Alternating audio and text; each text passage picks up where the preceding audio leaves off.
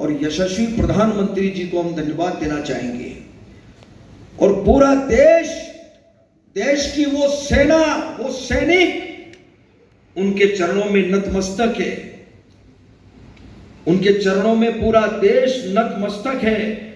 उन्होंने जो जवाब दिया है उसकी जितनी सराहना की जाए, जितना कहा जाए, एक बार उनके लिए जोरदार ताली बजा करके स्वागत। मध्य प्रदेश के उप मुख्यमंत्री जगदीश देवड़ा द्वारा सेना पर दिए गए विवादित बयान के बाद उनकी चारों तरफ निंदा हो रही है।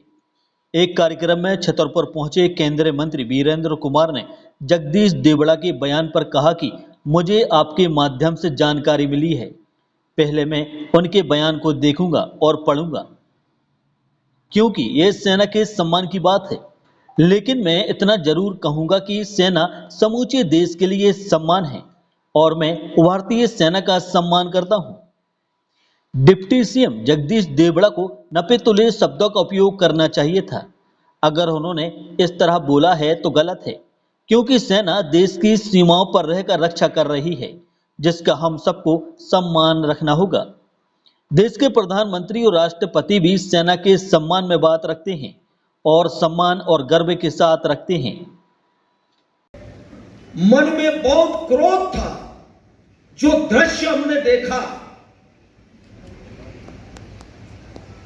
कि जो पर्यटक के रूप में गए थे, घूमने गए थे और वहां चून चून करके, धर्म पूछ करके और महिलाओं को एक तरफ खड़ी करके उनके सामने गोली मार दी, बच्चों के सामने गोली मारी।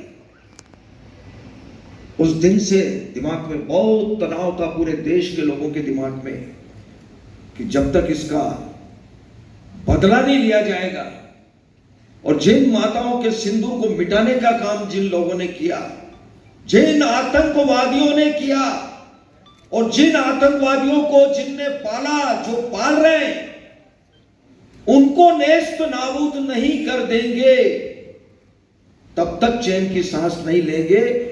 और यशस्वी प्रधानमंत्री जी को हम धन्यवाद देना चाहेंगे। और पूरा देश, देश की वो सेना, वो सैनिक उनके चरणों में नतमस्तक है। उनके चरणों में पूरा देश नतमस्तक है। उन्होंने जो जवाब दिया है उसकी जितनी सराहना की जाए, जितना कहा जाए, एक बार उनके लिए जोरदार ताली बजा करके स्वागत। सुना भी नहीं है, आपने मुझे बताया है।